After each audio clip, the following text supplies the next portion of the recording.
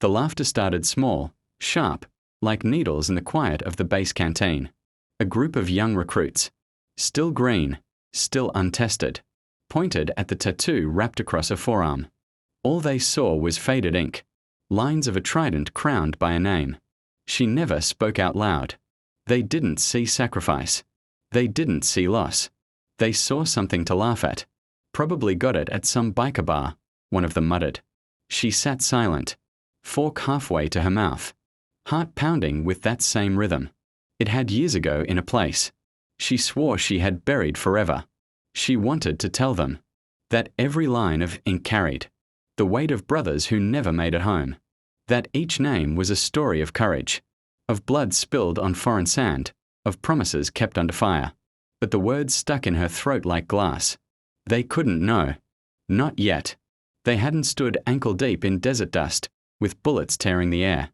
They hadn't felt the silence of watching flag-draped coffins come home.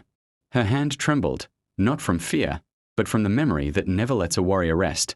She stood, ready to leave. Let their laughter echo into nothing. Then the doors opened.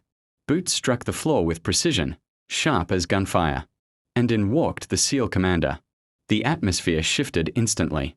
Conversations died. Chairs straightened. Even the air felt heavier. His eyes swept the room, cold, unyielding, until they locked on her. She froze. She hadn't seen him in years. She never thought she would again. The recruits noticed too. Some smirked, thinking his glare was judgment. She's in for it now, one whispered.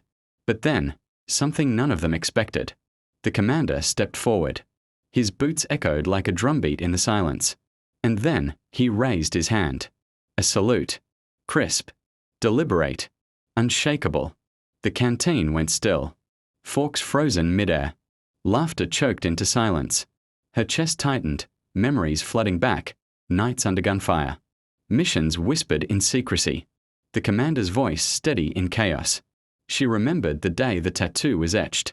A homecoming that wasn't complete, because not all had made it back. Every name inked on her skin was a brother carried in memory. And the commander knew. He had been there.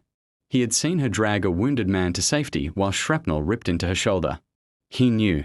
That ink wasn't vanity. It was history. The recruits' faces shifted. Smirks dissolved into shame. One whispered, almost to himself. She was there.